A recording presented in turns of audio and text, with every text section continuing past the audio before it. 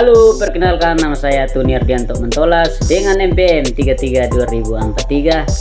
Saya mahasiswa dari Universitas Negeri Timur, Fakultas Ilmu Pendidikan, khususnya Prodi Pendidikan Biologi, semester 2B. Tujuan saya membuat video ini untuk melengkapi hasil tugas dari mata kuliah multimedia pembelajaran biologi.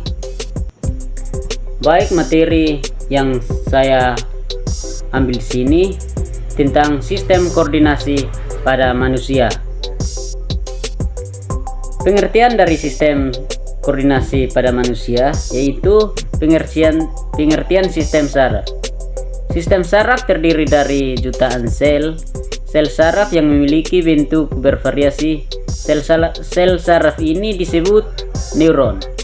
Sistem ini memiliki kontrol terhadap kegiatan yang dilakukan di seluruh tubuh agar mencapai kondisi homeostatis. Yang kedua, gangguan pada sistem indera. Yang pertama, mata.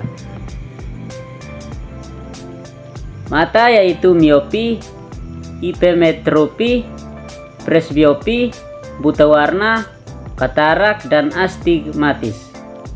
Yang kedua, telinga, yaitu menyebabkan tuli dapat terjadi karena kerusakan tulang pendengaran, peradangan pada telinga tengah atau kerusakan saraf pendengaran.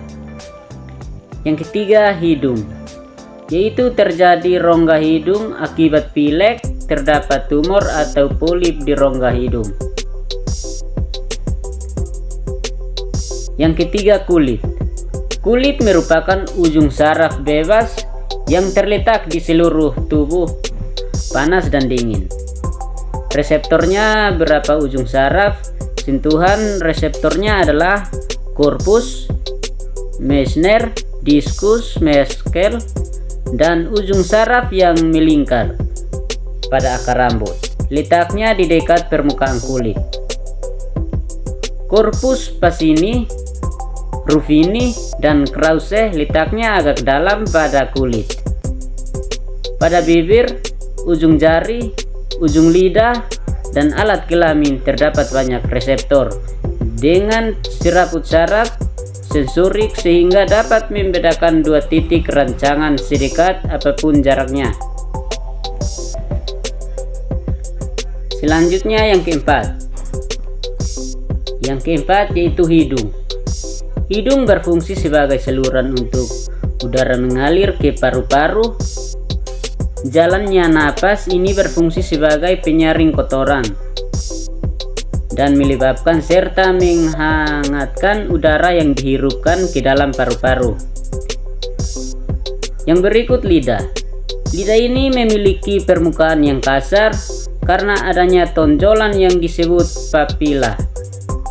Papila terdapat 3 jenis, yaitu yang pertama papila filiformis, yang kedua papila circumvallata, yang ketiga papila fungiformis. Baik teman-teman, yang berikut 5 yaitu mata. Mata menangkap cahaya difokuskan menuju retina oleh karena kornea dan diatur jumlahnya oleh pupil. Cahaya ditangkap oleh sel batang atau untuk bayangan dan sel kerucut atau untuk warna yang terletak di retina. Selanjutnya bagian 6 yaitu telinga. Telinga dibagi menjadi 3 yaitu telinga luar, telinga tengah, dan telinga dalam.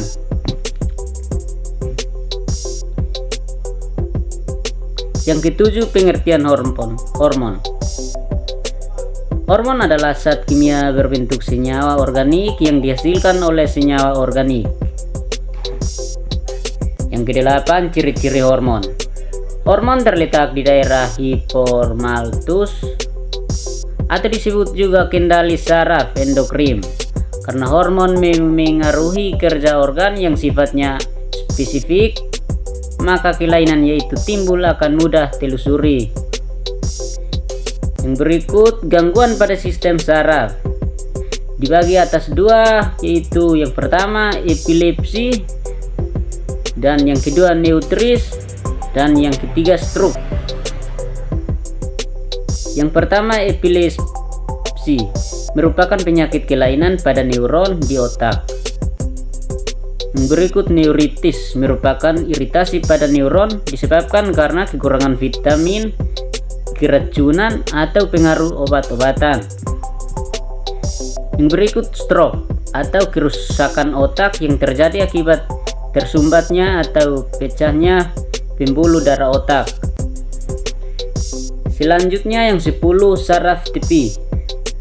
Saraf tepi merupakan lanjutan dari neuron yang bertugas membawa impuls dan menuju ke sistem saraf pusat. Yang berikut saraf pusat.